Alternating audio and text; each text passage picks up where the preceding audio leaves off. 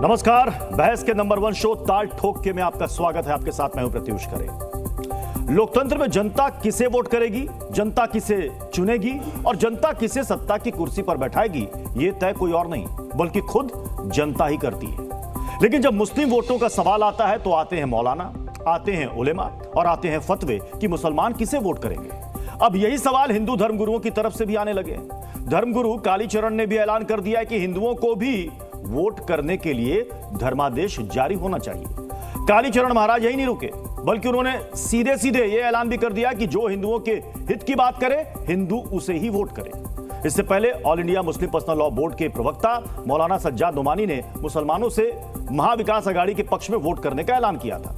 तो करेंगे इसी मुद्दे पर आज की बहस इसलिए क्योंकि मतदाता वोट किसे देंगे ये तय अब धर्मगुरु करेंगे। फतवा बनाम धर्मादेश, क्या ये नया युद्ध है? तो क्या अब हिंदुओं में भी फतवा होगा? फतवा किसके लिए, सत्ता या मजहब के लिए? और सबसे बड़ा सवाल, चुनाव है, क्या इसलिए धार्मिक टकराव है? तो ठोकेंगे इन सारे मुद्दों पर ताल और जिम्मेदारों से पूछेंगे सवाल। लेकिन उससे पहले ये छोटी सी रिपोर्ट देखिए।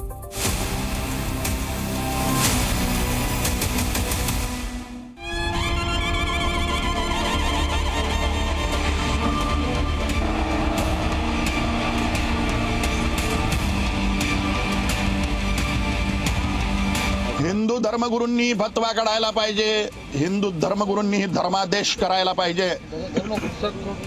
जो हिंदू हिताची गोष्ट करेल त्यालाच मतदान करा आणि महाराष्ट्रात विशेषत्वानं शिंदे सरकारच पुन्हा बसवा। हमारा निशाना सिर्फ महाराष्ट्र सरकार नहीं है, मरकजी हुकूमत है। दिल्ली सरकार भी बहुत दिन तक नहीं ठहर पाएगी। धर्म के आधार पर इस प्रकार की लामबंदी कर फतवे जारी करना, अगर उसको अघाड़ी वाले उचित समझते हैं तो उन्होंने प्रेस कॉन्फ्रेंस कर महाराष्ट्र की जनता को कहना चाहिए इस प्रकार के फतवों का हम समर्थन करते हैं।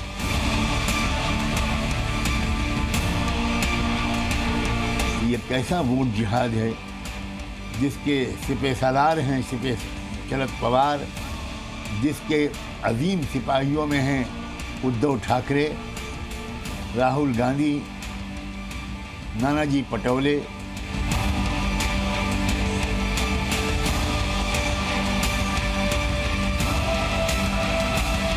जब हमारे समाज के ऊपर इस प्रकार का कोई आक्रमण होगा तो उसका प्रतिकार करना आवश्यक होता है। उसी प्रकार लोगों का हिंदू समाज का जागरण करके और हिंदू समाज की ओर से 100% मतदान किया जाए। कृपया करके ये बताइए, ये वोट जिहाद नहीं है तो और क्या है? भाषण करते तुमने कहा कि वोट जिहाद है, ये जिहाद करना है हमें। ये मोदी सरकार बीजेपी को हराने के लिए और हर एक वोट इसके विरोध में जाना चाहिए। मेरा नाम लेकर जिहाद का नाम लिया जा रहा है, धर्म युद्ध का नाम लिया जा रहा है।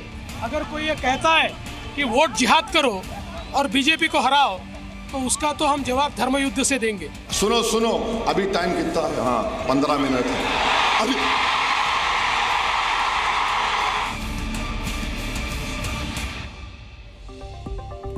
चलिए अपने मेहमानों से आपको मिलवा देते हैं। हमारे साथ हैं स्वामी राजेंद्रानंद सरस्वती जी, पंचायती महानिर्माणी अखाड़ा से हैं। हमारे साथ हैं सतीश दास महाराज जी, दिगंबर अखाड़ा से हैं। आचार्य विक्रमादित्य जी हैं, धर्मगुरु हैं। शेख अलीमुद्दीन असादी साहब हैं, इस्लामिक स्कॉलर हैं। नाजिम खान है, इस्लामिक स्कॉलर। साथ ही हमारे साथ हैं फजील खान साहब, ये भी मुस्लिम स्कॉलर हैं। मैं सबसे पहले विक्रमादित्य जी आपके पास आ रहा हूं। क्या अब ये देश के धर्मगुरु तय करेंगे कि जनता किसे वोट करे? नहीं, देखिए कौन तय कर रहा है आपके समक्ष है। सनातनियों को शायद बोलने की आप बात जो कर रहे हैं, सनातनी तो कोई कह नहीं रहा जिस प्रकार से, लेकिन जिस प्रकार से एक विवाद उत्पन्न हुआ, मैं कह रहा हूँ खुद कुएं में गिरना चाहते हैं।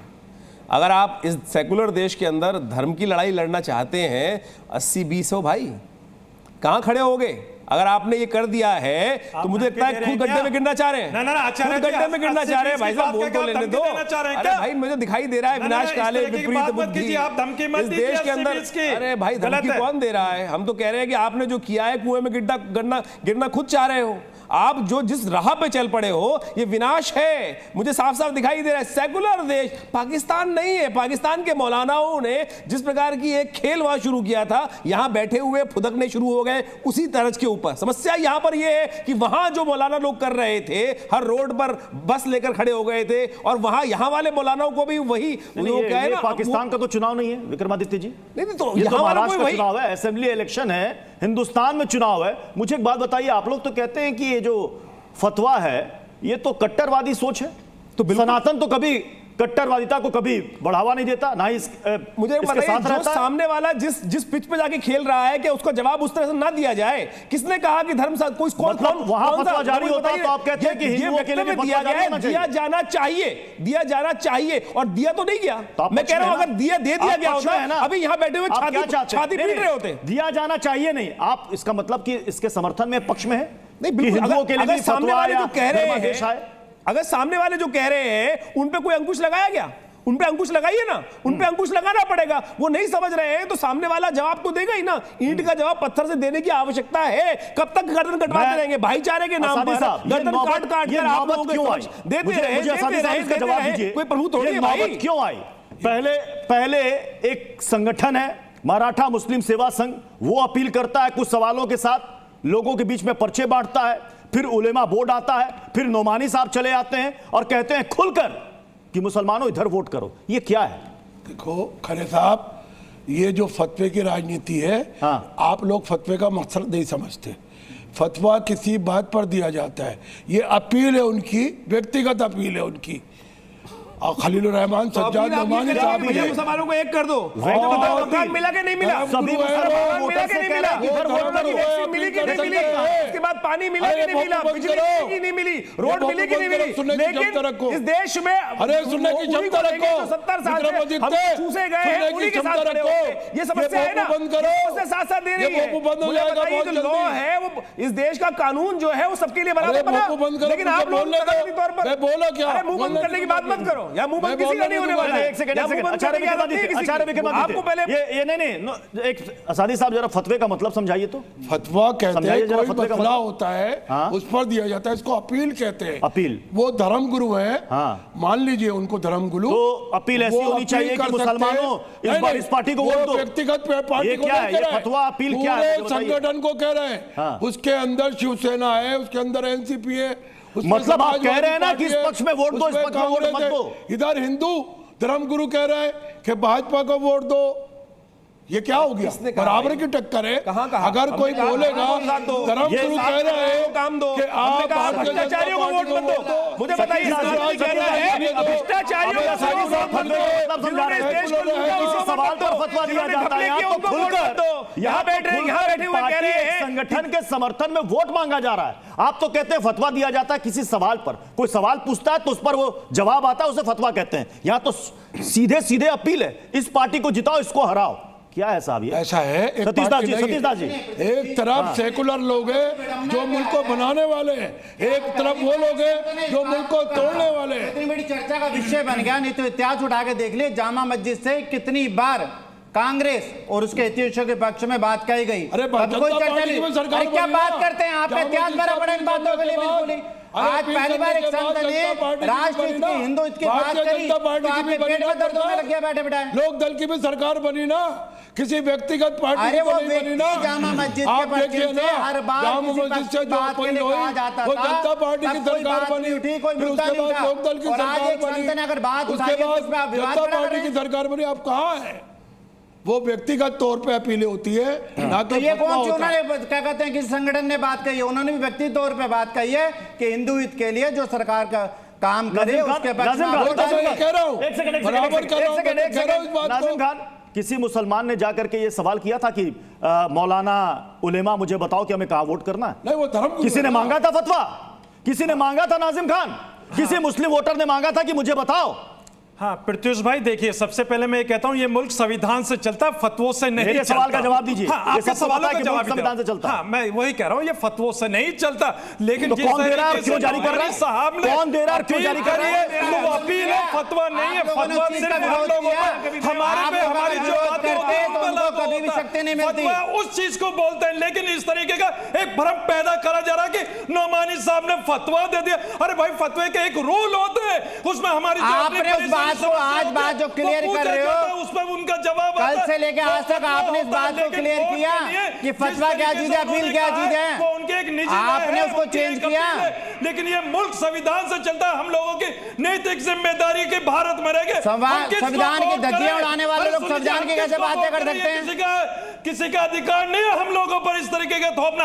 ये मुल्क संविधान से चलता है। तो ये बात उनको समझाइए, बात आपने लोगों को समझाइए। बार-बार नहीं, नाजिम साहब, बड़ी अच्छी बात आपने कही कि कोई हमें ये नहीं बताएगा कि तुम किसे वोट करो किसे ना करो, हम पर कुछ थोपा नहीं जा सकता। तो फिर फजील जी मुझे ये बताइए कि ये कर कौन रहा है? क्या जरूरत है किसी मौलाना को, उलेमा को या हिंदू धर्म गुरु को कि वो बताए जनता को कि तुम्हें वोट कहां करना है? प्रत्युष भाई, बहुत अच्छा मुद्दा है। 2 दिन पहले रामभद्राचार्य जी कानपुर में कथा कह रहे थे। उस कथा में उन्होंने 2 बात कही। एक तो कहा कि बीजेपी को वोट देना है, दूसरा उन्होंने अपने चेले के लिए नौकरी मांग दी स्पीकर से। अब क्या मठ मंदिरों से नौकरी बांटी जाएगी? देश में संविधान है कि नहीं है? मठ मंदिरों से नौकरी बांटी जाए। और रामभद्राचार्य ने अपील कर दिया, और 24 से पहले भी किए थे, और 14 के बाद भी कई बार किए हैं। तो आज तक तो कभी डिबेट उस पर नहीं हुई। इस देश के सभी धर्मगुरु हों, चाहे हर व्यक्ति को अपील करने का अधिकार तो होना चाहिए। हमको भी होना चाहिए और बाबा जी को भी होना चाहिए। सबको अपील करने का अधिकार हमारा जनता अपना तय करती है। अपील तो सब लोग करते हैं, हर धर्म गुरु लोग अपील करते हैं, सभी लोग करते हैं। कौन से लगता है वो बोल रहे हैं, किस प्रकार से बोल रहे हैं? मैंने तो कोई ऐसा बयान सुना नहीं है। सबसे पहली बात तो कहिए, तो हम सुना किस प्रकार से ये बात बोल रहे हैं यहाँ पे, हम तो निकाल कर रखे हैं, प्रलाप कर रहे हैं। और मुझे बताइए, एक व्यक्ति यहाँ बैठा हुआ, मुझे बताइए क्या इस देश का नागरिक नहीं है? देश में डेमोक्रेसी है, अरे सुनिए ना, अपने हित मांग सकते हैं। हम तो निकाल कर रखे हैं, हम जान रहे थे कि आप नहीं मांगे। यहाँ पर करो, देखिए 16 डिमांड मांगेगी प्रत्युष जी कि महाराष्ट्र के इलेक्शन में 33% आरक्षण चाहिए। अरे सुनिए ना सर, माफ चाहिए सारे के सारे केसेस जो अदालत में पकड़े गए हैं, जो दंगों में पकड़े गए मुसलमान, उनको माफी चाहिए। इसके अलावा कितना पैसा चाहिए? नहीं फजील जी, मुझे एक सेकंड नौकरी के लिए एक सेकंड फजील खान जी, मतलब आप ये चाहते हैं कि हिंदू धर्म गुरु और मौलाना ही तय करें इस देश में सत्ता किसकी आएगी? नहीं, आप इसके पक्ष में हैं? मेरा सीधा सवाल है, मैं घुमा नहीं रहा हूं। सुनिए, चाहे वो हिंदू धर्म गुरु हो, चाहे वो एक मौलाना हो, ये तय करेंगे कि इस देश में हुकूमत कौन करेगा। देखिए, एक लोकतांत्रिक देश में ये धर्म गुरु और मौलाना तय करेंगे 140 करोड़ देश है ना, 140 करोड़ है। यहाँ बुद्धिस्ट रहते हैं, आदिवासी सरना के लोग रहते हैं, यहाँ ईसाई रहते हैं, यहाँ सिख रहते हैं, और न जाने धर्मों के अंदर भी बहुत सारे धर्म होते हैं। आए विभाजन के ऊपर, अब देखिए इन्होंने करना शुरू कर दिया विभाजन। आदिवासी को ये लोग दबा रहे हैं। इस देश के अंदर इन लोगों ने की मानसिकता ये है कि मुसलमान एक है, ना शिया है, ना सुन्नी है, ना अहमदिया है, ना कुछ और है, लेकिन हिंदुओं के अंदर सब विभाजन है। बुद्ध अलग है, आदिवासी को कुछ नहीं देना चाहते, सारा खेल यहाँ पर है, दलित को कुछ नहीं देना चाहते, इनको हर जगह यहाँ पर पास करा जाती है। आजादी के बाद अपना हिंदू कोड बिल पास करा दिए, लेकिन आज तक सरना कोड बिल नहीं पास हुआ। आरक्षण ले रहे हो, अपना हिंदू सारा कुछ ले लिए, 15 करोड़ आबादी है इनकी, और सारा कुछ इनको ही चाहिए, पूरा देश इनको ही चाहिए। सरना कोड बिल मांग रहे, सरना आज 15 साल से नहीं दे रहे, और बुद्धिस्ट कोड बिल नहीं दे रहे, और सब कहा गया सिख कोड बिल नहीं दे रहे, सिख कोड बिल नहीं दे रहे, अपना कोड बिल पास करा लिया, और सरना कोड बिल नहीं दे रहे। हमने आदिवासियों को कुछ नहीं देना चाहते, बुद्धिस्टों को कुछ नहीं देना चाहते, दलितों को कुछ नहीं देना चाहते। आजादी के बाद सारी जमीन स्वामी राजेंद्र आनंद जी धर्म गुरुओं, पहले ये बताइए, मैं एक सेकंड सतीश दास जी, मैं मेरा सवाल है राजेंद्र आनंद जी से, धर्म गुरुओं का बेसिक काम क्या है मुझे बताइए। ऐसा पहले आप ठीक से समझिए उन शब्दों को। आप अभी बोल रहे हैं कि ये किसी के पक्ष में नहीं है, ये किसी को कुछ नहीं देना चाहते हैं। जो आपसे सवाल किया उसका जवाब दे दीजिए। आप हमारे यहाँ देखिए, हम लोग धर्मगुरुओं का मुख्य काम क्या है? धर्मगुरुओं का सत्ता बनवाना? नहीं, सत्ता बनवाना नहीं है। देखो, समाज के हित में ध्यान देना क्या है, आप बताइए। समाज के हित में, देश के हित में जो सही काम करे, अगर इसके लिए अगर वो अपने सनातनियों को समझा रहे हैं या उनको बता रहे हैं तो इसमें बुरा नहीं मानना चाहिए। क्योंकि नहीं, ये यहाँ तो बात ये हो रही है कि चूंकि उलेमाओं ने वहां पर अपील कर दी एक पक्ष में वोट करने के लिए, तो अब कहा जा रहा है कि हिंदुओं के लिए भी ऐसा ही फतवा और धर्मादेश जारी होना चाहिए कि हिंदुओं यहां पर वोट करो। क्या यही काम है धर्मगुरुओं का? क्रिया होती है, क्रिया की प्रक्रिया होती है।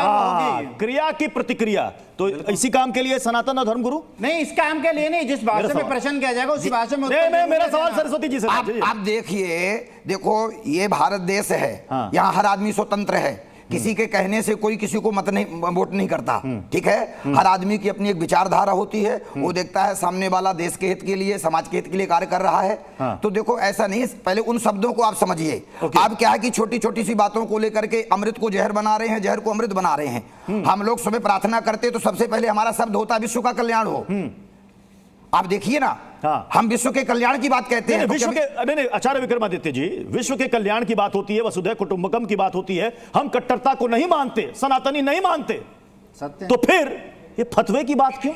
फतवे की डिमांड क्यों? आप तो फतवे के कट्टर विरोधी रहे हैं। नहीं, फतवे की बात नहीं, हिंदू धर्मगुरु तो फतवे के कट्टर विरोधी रहे हैं, और आप भी अगर फतवा जारी करेंगे तो इनमें और इनमें इस कट्टरता वाली सोच में फर्क क्या रहेगा? अरे प्रत्युष जी, शब्दों पे मत जाए ना, शब्द का भाव समझे। शब्दों का भाव क्या है? भाव ये है कि सामने वाले फतवा दे रहे हैं, अब सामने वालों के सामने आप जिस प्रकार से शब्दावली का प्रयोग वहां हो रहा है तो वही समझाएंगे ना। यहाँ शब्दावली का प्रयोग हो रहा है कि भैया गर्दन काटने, अब गर्दन काटने में आप भाई साहब की तरफ समझ नहीं आती ना। जो धर्म में क्या फर्क है? सब एक देश में देश को बांटना चाहते हैं। आप क्या कहते हैं? सुन लीजिए, अभी आपने कहा था कि ये सब एक, मैं कहता हूं कि मैंने पढ़ा है ला इलाहा इल्लल्लाह मुहम्मदुर रसूलुल्लाह। अरे मैंने यहाँ पढ़ा था, सऊदी अरब के अंदर भी यही कलमा पढ़ा जाएगा, अमेरिका के अंदर भी यही कलमा पढ़ा जाएगा। तो भाई सुन लीजिए, जब हम सब एक है तो भारत के अंदर सिर्फ संविधान है, और ये संविधान हमको आर्टिकल 25 के अंदर परमिशन देता है हमारे अपने रिलीजियस की। और आप हमसे कहते हैं कि ये देख लीजिए 80-20 की बात करते हैं। अरे हम पूरे भारत की बात करते हैं। कौन भारत करता है? अरे आप भारत की बात एक लाइन बता दो, किस जगह बात करने लग गए? मुस्लिम एकता की बात करने वाला शिया सुन्नी की बात करने लग गए। कर दीजिए, इस तरीके का माहौल देश के अंदर बना। मैं कहता हूं कहां एक जगह बता दो कि कहां आपने सर्वभौमत्व सुविधा की बात करी? आपने तो केवल यहां पर आकर मिथ्या भाषण करते हो। यहां प्रत्युष जी इनसे पूछिए कि मुझे बता दीजिए धर्म ग्रंथ के अंदर, एक धर्म ग्रंथ के अंदर कहीं एक जगह बता दें कि जहां बात करी पूरे देश के अंदर माहौल खराब करने की कोशिश कर रहे हैं। कल को आप ये भी कह रहे हैं, अरे सुनिए आचार्य जी, कल को आप ये भी कह देंगे कि हाजी नाजिम टीवी जिहाद कर रहा है। आप ये भी कह सकते हैं कि चैनल पे जाके देखिए आप क्या जिस तरीके की बात कर रही हैं। एक सेकंड टारगेट करते हैं इस तरह एक सेकंड सादी साहब अभी ये कह रहे हैं ना कि हम तो संविधान की बात करते हैं, हम तो पूरे भारत की बात करते हैं, हम तो हिंदुस्तान की बात करते हैं। हिंदुस्तान की बात करते हैं और एक तरफ एक संगठन 400 एनजीओ के साथ मिलकर के कहता है कि साहब हम तो मुस्लिम वोटर्स को अपील कर रहे हैं कि ज्यादा से ज्यादा वोटिंग राइट का इस्तेमाल करो, लेकिन साथ में एक पर्चा छाप करके ये कहता है क्या आप मुसलमानों से अलीगढ़ छीनने वालों को वोट करोगे? क्या आपसे आपकी नागरिकता छीनने वालों को वोट करेगा? अरे साहब किसने किसकी नागरिकता छीन ली? आपकी नागरिकता छीन ली गई, आपसे अलीगढ़ छीन लिया गया। ऐसे नैरेटिव क्यों किया जा रहा है? ऐसे नैरेटिव क्यों? ये कोई व्यक्ति विशेष की रिपोर्ट नहीं है, एक मानव संस्था की रिपोर्ट है। हमारा धर्म, हम जिस धर्म को फॉलो करते हैं उसमें ये है जिस देश में रहो उस देश की कहो। हमने हिंदुस्तान को बनाया है, हिंदुस्तान को बनाने वाले हम कभी भी हिंदुस्तान के खिलाफ नहीं जा सकते। हम हिंदुस्तानी हैं, हम हिंदुस्तान की बात करते हैं।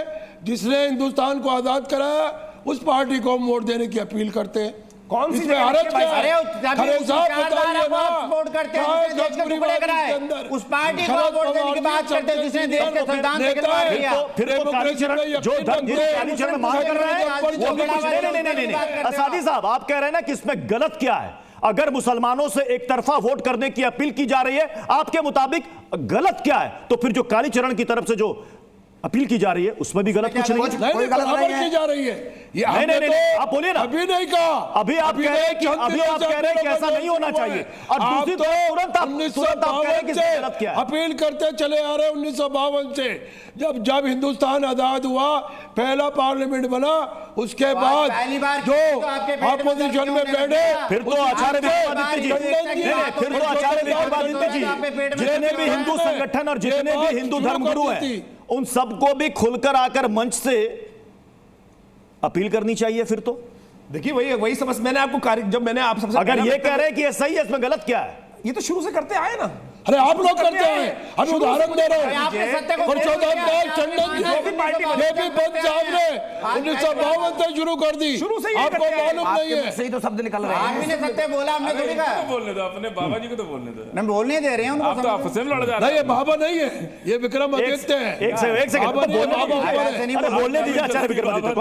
बोलिए विक्रमादित्य है केवल। अब मुझे बताइए कि 1947 के बाद से या उससे पहले से भी तमाम मुस्लिम ऑर्गेनाइजेशंस जो थी, उनकी जितनी पार्टियां रही, मुस्लिम लीग रही, मुसलमानों के साथ काम सभी कभी विरोध किया। मुझे बताइए वो केवल मुसलमानों के लिए आई, तो मुझे बताइए सर्वधर्म समभाव की बात रही कहां? उन्होंने तो जब भी सोचा, जब भी किया, केवल मुस्लिम, यानी इन्वर्टेड कॉमास में बंद करके बताइए ना, ऐसी हम मुल्क को स्वतंत्र बनाने वाले, जिसमें भारत मुल्क बनाने वाले, आप लोग विरोधी थे। काम करती है सबका साथ सबका विकास। मुझे बताइए ना कहां लगातार जिस प्रकार से नंबर दी गई, तो यहाँ पर जब ये कर रहे हैं, इनको समझ में नहीं आ रहा है, ये अपने पैर में खुद कुल्हाड़ी मार रहे हैं।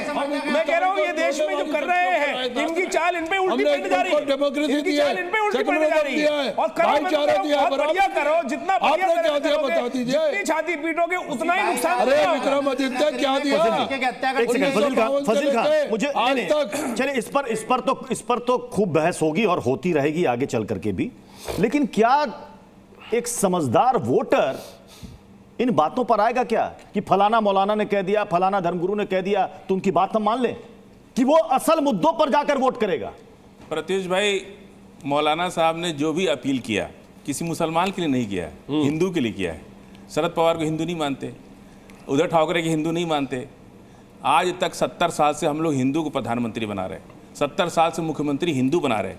अपने इलाके का अपने इलाके का एमएलए भी हिंदू बनाते हैं, गांव का मुखिया भी हिंदू बनाते हैं। अपनी ताकत में उसके बावजूद भी 70 साल से गरीबों को जीने नहीं दे रहे। ये लोग दलितों का हक खा रहे हैं, ये लोग आदिवासियों का हक खा रहे हैं, ये लोग के लिए दलितों को हत्या कर दे रहे हैं।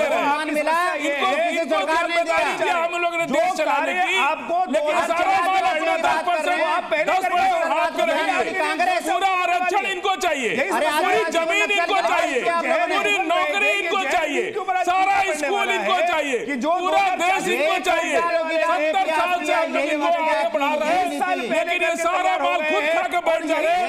बेईमानी इस देश में, रिश्वतखोरी इस देश में, भ्रष्टाचार इस देश में, और 40% फजील खान जी, इसी देश का एक सेकंड फजील खान जी, एक सेकंड हिंदू सांसद खा रहा है, कौन खा रहा है 40% कमीशन? इस देश में 40% कमीशन कौन खा रहा है? सुन तो लीजिए फजील खान जी, सुन तो लीजिए। हिंदू 40% आपके लिए खा रहा है इस देश के अंदर। क्या कमीशन खा रहे हैं? बात कर रहे हो? सांसद निधि, विधायक निधि, प्रधानमंत्री तहसील पे कमीशन, ब्लॉक पे कमीशन, डमरिया में कमीशन, हर जगह रिश्वत, हर जगह रिश्वत, घर से निकलो तो रिश्वत, घर में जाओ तो रिश्वत। 99% हिंदू रिश्वत खा रहे हैं इस देश के अंदर, रिश्वत नहीं पा रहे। 99% हिंदू इस देश में रिश्वत खा रहे हैं। ड्रॉप्सी तेल मिलावट कर दिया, सरसों के तेल में मिलावट, घी में मिलावट, यहाँ के तेल में मिलावट। कौन कर रहा है ये मिलावट? ये बदतमीजी है। कौन कर रहा है ये मिलावट? नहीं, कौन कर रहा है ये मिलावट? बदतमीजी ड्रॉप से बीमारी में कौन भी मिलावट कर दिया सरसों के तेल में? हिंदू को गाली दे रही है। अरे सरसों के तेल में कौन मिलावट कर दिया? कौन मिलावट कर दिया? नहीं फजील क्या बोल रहे हैं भाई? एक सेकंड, ये हिंदू गाली दे रहे हैं। ये गाली दे रहे हैं। एक सेकंड, शोर गाली दे, शोर में किसी को सुनाई दे रहा है, इतनी शोर में किसी को सुनाई दे रहा है। 40% एक एक सेकंड फजील खान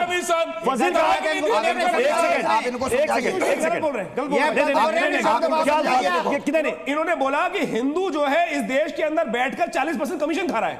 गाली दे रहे हैं भाई साहब, कौन सा 40%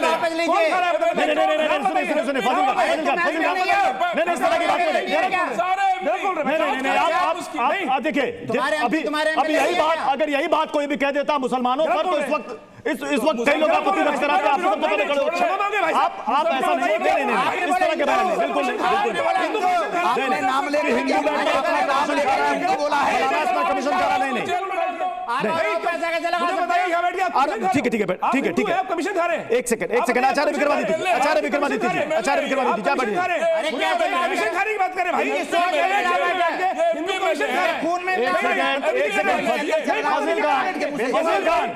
आदमी को कैसे बर्दाश्त करेंगे?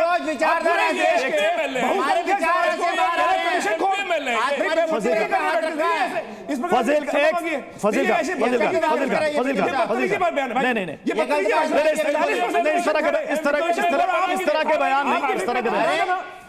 के बयान नहीं।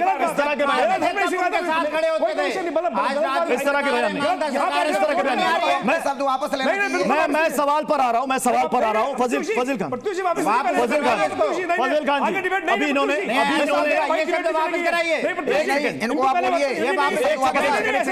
आप जगह पे बैठ जाइए, आचार्य विक्रमादित्य जी आप जगह पे बैठ जाइए, प्लीज जगह पे बैठिए, हिंदू समाज की बात कर रहे हैं। एक सेकंड सतीश जी जगह पे जाइए, एक सेकंड मैंने शोर होगा किसी को कुछ समझ में नहीं आएगा। आप हिंदू हैं, आपने 40% कमीशन खाई है? नहीं बदतमीजी करे बैठ गए आप किसी धर्म विषय पर इस तरह की टीका टिप्पणी आप नहीं, धर्म विषय पर टीका टिप्पणी नहीं कर सकते किसी भी रिलीजन पर। नहीं किसी भी रिलीजन पर ऐसे नहीं, किसी भी रिलीजन पर नहीं। आपके बोला पहले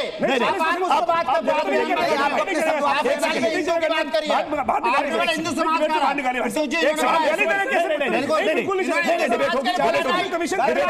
आप जगह पे जाइए,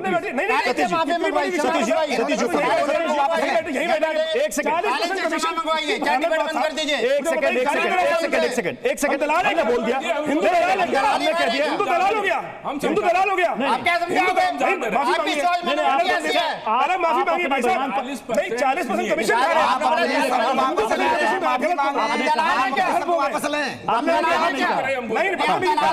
अच्छा आप जगह पे जाइए, हम दलाल हैं क्या?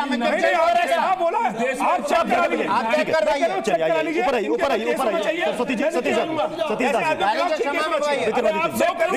आपकी आदत है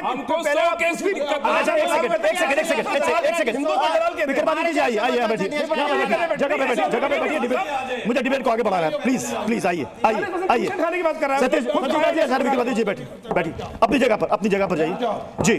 नहीं एक सेकंड सादी साहब, एक सेकंड सादी साहब, अभी फजील खान ने कहा कमीशन खा रहा है क्या? नहीं मैं आप बताइए। अच्छा एक सेकंड आचार्य विक्रमादित्य जी आप जगह पे कि 40% हिंदू कमीशन खा रहा है। मैं बोल रहा हूं ना, आप बताइए मैं ऐसे आदमी को बोल रहा हूं, ऐसे आदमी को। अच्छा एक सेकंड डिबेट को आगे बढ़ाना है। मैं असदी जी आप ही से पूछ रहा हूं, क्योंकि उन्होंने कहा कि इस देश में जितने भी प्रधानमंत्री हुए सारे हिंदू प्रधानमंत्री हुए। मैं आपसे एक सीधा सवाल करता हूं, आप कहते हैं कि मुसलमान सिर्फ वोट बैंक की तरह इस्तेमाल होता है। मौलाना उलेमा आते हैं, कहते हैं कि साहब फलाना पार्टी को, फलाना संगठन को वोट दे दो। कभी आपने उन पार्टियों से, उन गठबंधन या संगठन से कहा कि आप हमें उचित प्रतिनिधित्व दो? वहां जुबान सिल जाती है, क्यों? नहीं ये कहते हैं हम। कहां कहते हैं साहब? आपके जितनी शर्तें, जितनी मांगे, उस मांग में एक भी अगर लाइन होकर बता दीजिए कि कम से कम 50% मुसलमानों को टिकट दे। अगर हो तो बताइए मुझे। मैं बताता हूं, हो तो बताइए। 1980 से पहले उलमाओं ने तहरीक चलाई, उसमें एक मिनट मर क्यों खरे जी, उसमें हमने डिमांड रखी। मुलायम सिंह जब मुख्यमंत्री बने उनसे डिमांड रखी, जब चंद्रशेखर बने उनसे डिमांड रखी, वीपी सिंह से हमने डिमांड रखी, आई के गुजराल से हमने डिमांड रखी।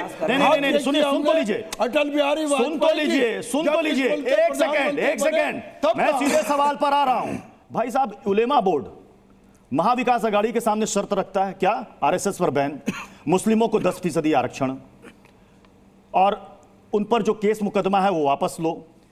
एक संगठन है जो कहता है कि आप सैकड़ों बेगुनाह मुसलमानों की लिंचिंग करने वालों को वोट करोगे, क्या आप मुसलमानों से अलीगढ़ छीनने वालों को वोट करोगे, क्या आप मुसलमानों पर समान नागरिक संहिता थोपने वालों को वोट करोगे? ऐसे तमाम सवाल और शर्तें, लेकिन कहीं भी एक लाइन नहीं कि मुसलमानों को टिकट दोगे क्या? ये मौलाना उलेमा नहीं चाहते कि मुसलमानों को बहुत अच्छा सवाल है जी। डिमांड होनी चाहिए। अगर उलेमा बोर्ड ने कहा होनी चाहिए, होती तो नहीं है ना साहब। हमने जितना भी जुबान सिल जाती है, अपना परसेंटेज मांगा, ये सारी डिमांड आ जाती है, लेकिन प्रतिनिधित्व की बात नहीं चला है। क्या ये मुसलमानों का मुद्दा नहीं होना चाहिए कि हमें टिकट दे? कितनी पार्टियों ने टिकट नहीं मेरी बात जरा बताइए ना। दिया टिकट, समाजवादी ने खोल कर दिया टिकट? नहीं, आप कहते हैं एकदम सही दिया? खुल कर दिया, सही दिया। अरे वाह, हम समाजवादी, किसी ने 8, किसी ने 10, किसी ने 0 कह रहे खुल कर दिया। नाजिम खान जब जनता पार्टी बनी, नाजिम खान उस टाइम अटल बिहारी वाजपेयी जिस देश के प्रधानमंत्री बने, उस समय भी मुसलमान मंत्री थे। जब आई के गुजराल बने तब भी थे, जब चंद्रशेखर बने तब भी थे, तब वीपी सिंह थे तब भी रिप्रेजेंटेटिव मिला, और कांग्रेस में भी रिप्रेजेंटेटिव मिला। नाजिम बिरतू जी, देखिए अभी आपने कहा कि जिस तरीके से उलेमाओं ने इस तरीके की अपनी एक शर्त रखी है। देखिए मैं कहता हूं भारत के अंदर एक सच्चर कमेटी की रिपोर्ट थी।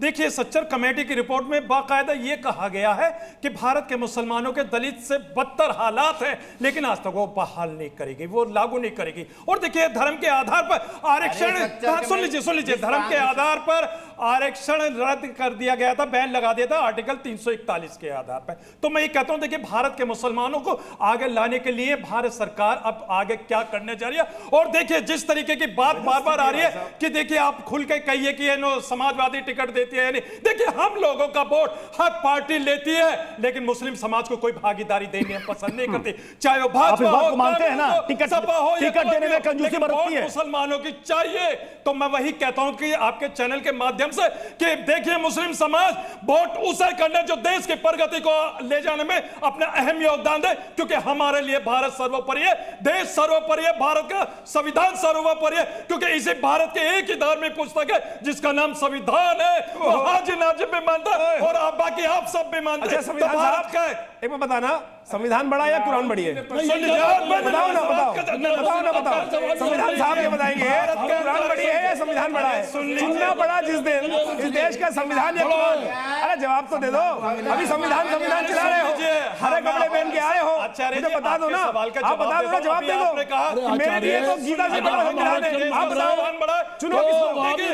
अरे बोलो ना किसको चुनोगे? संविधान पड़ा पूरी दुनिया के अंदर, मेरा मजहब इस्लाम के अंदर कुरान है, जिसकी आप कल्पना नहीं कर सकते। भारत के अंदर 25 के अंदर परमिशन है रिलीजियस की। सुन लीजिए, मैं अपने संविधान के तहत सारी चीज फॉलो करता हूं, तो आपका ये सवाल कैसे हो गया? और आचार्य जी सुन लीजिए, मेरे दो आंखें हैं, सुन लीजिए मेरी दो आंखें, एक आंख से मैं अपना संविधान देखता हूं और एक से मैं मजहब इस्लाम, और तब वो ये बता दीजिए मैं तो दोनों से मोहब्बत करता हूं, मैं कैसे कह दूं कि मेरी दोनों आंखों में एक आंख खराब है, एक तरह उत्तर दे दो।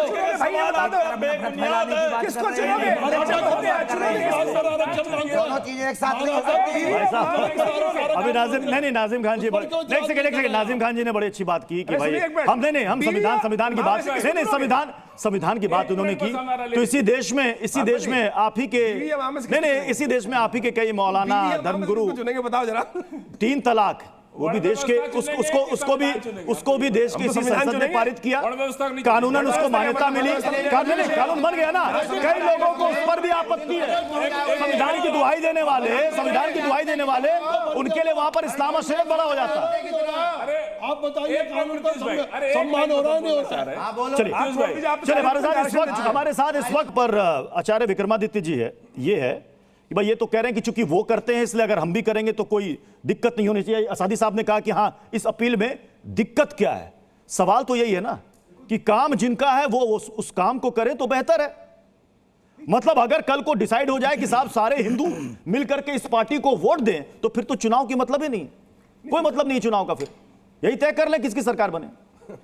लेकिन इनको समझ में नहीं आ रही ना ये बात। मुझे बताइए, जो शुरू से यही बात करते आए हैं, इस देश में आजादी से पहले ही जब कुंभा बंद होकर काम करते आए हैं, आपको याद होगा ये पहले जो आज इस बार जो काम हो रहा है, आपको एमपी का इलेक्शन याद होगा, कमलनाथ जी की एक मीटिंग चल रही थी, उसके अंदर एक वीडियो निकला था कि आप हमारे साथ आ जाइए और पूरी तरह से हम जो भी आपकी जायज मांगी, जो भी मांगे होंगी सब पूरी कर देंगे, वो पहले कहा था। लेकिन मौलाना को लगता था कि लगातार 70 साल से हमको साथ बरगलाया गया है। इस बार मौलाना साहब गलती ये कर गए कि खुलकर सामने आ गए और पहले ही एक लिखकर लेटर जारी कर दिया और खुल के समर्थन कर रहे हैं। और इंटरनल असेसमेंट होने के बाद आपको याद होगा एक लेटर भी आया था कि हम आपकी जो मांगे हैं वो मानेंगे भी, वो आ भी चुका है, सेटलमेंट हो भी चुका है, ये साफ साफ दिखाई दे रहा है। आज समस्या सबसे बड़ी ये है कि ये देश को विघटन करना चाह रहे हैं, देश को बांटना चाह रहे हैं, और हिंदू कभी ये नहीं बोलता। नाजिम खान, हिंदू मुझे बताइए साफ साफ। नाजिम खान, मतलब ये फतवा बनाम धर्मादेश, ये तो एक नई जंग शुरू हो गई है।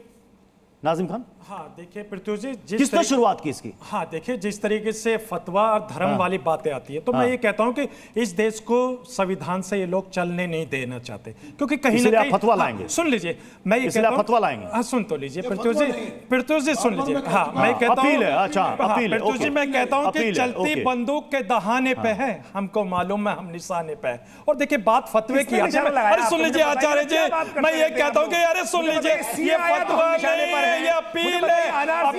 कितनी बार आपको कहीं नौमानी साहब ने जो करी अपील करी है मुस्लिम समुदाय से, लेकिन आप लोगों के पेटों में दर्द होने लगता है आचार्य जी। अरे सुनिए, देश लोकतांत्रिक मुल्क है, सबको अपनी आजादी, अपनी बात रखने की, सब कह सकते हैं कि आप फला पार्टी को वोट दें, उसकी अपनी नैतिक जिम्मेदारी है कि वो उस पार्टी को वोट दे या न दे। लेकिन आप लोग सिर्फ और सिर्फ एक कम्युनिटी को टारगेट करते हैं। आचार्य जी बंद कर दीजिए आप इस तरीके का। सतीश दास जी ये कह रहे हैं कि आप एक कम्युनिटी को टारगेट करते हैं, इसलिए ऐसी अपील करने की जरूरत पड़ती है। चूंकि एक टारगेट है, ये कह रहे हैं कम्युनिटी, एक खास वर्ग विशेष, धर्म विशेष, वो टारगेट हो रहा है, इसलिए आना पड़ रहा है मौलानाओं को। टारगेट कोई कम्युनिटी नहीं है, टारगेट विचारधारा है। जिस विचारधारा के तहत जो है ना राष्ट्रवाद को नुकसान होता है, हानि होती है, मानवता का हानि होता है, उस विचारधारा के खिलाफ है। हिंदू समाज ने कभी भी किसी व्यक्ति विशेष पे, किसी धर्म विशेष पे कभी भी कोई बात नहीं कही है। हम अपने विचारधारा पे बात करते हैं, तो ये इस तरह की विचारधारा है।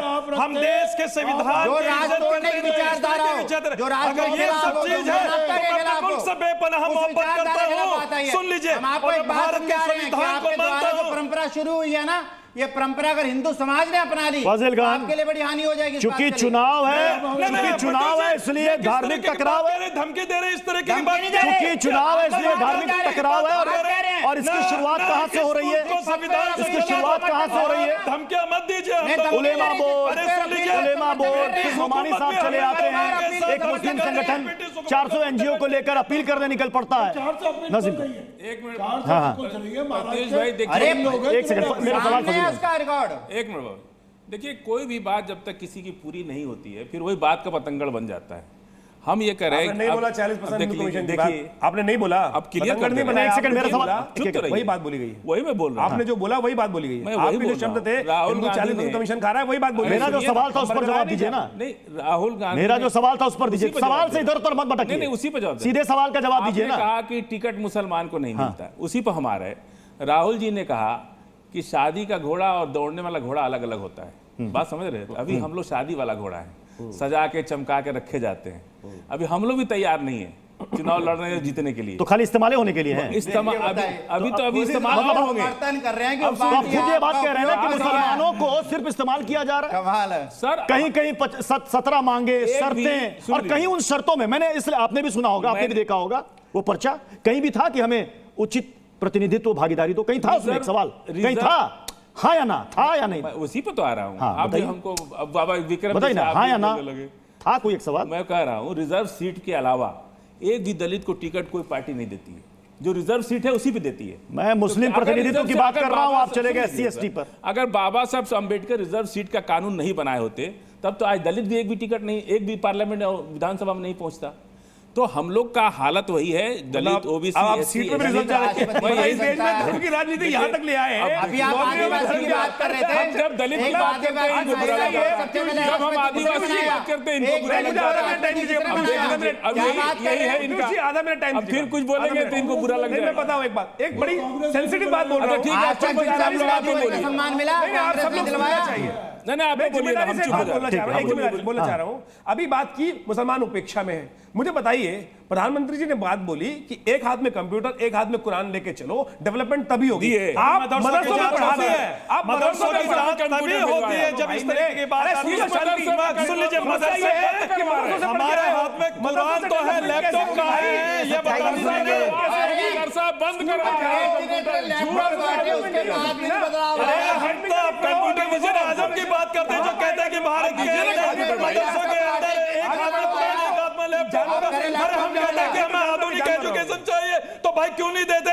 अब जब मदरसे के अंदर हमारे अपने भाई तालीम आफ्ताब होकर निकलते हैं, तालीम आफ्ताब होकर निकलते हैं, तो इस मुल्क के अंदर हमेशा शांति के लिए दुआ करते हैं, देश आगे चले, इस तरह की बातें करते हैं। लेकिन आचार्य जी, 100 बात की एक बात है कि ये लोकतंत्र का पर्व है और जनता ही तय करती है कि किसे चुनना है किसे नहीं चुनना है, क्योंकि सुनती और देखती सबको है, लेकिन तय वो खुद अपने विवेक से करती है। बहुत बहुत शुक्रिया आप सभी मेहमानों का हमारे साथ जुड़ने के लिए। खबरें लगातार जारी रहेंगी, आप बने रहिए जी न्यूज के साथ। जी न्यूज।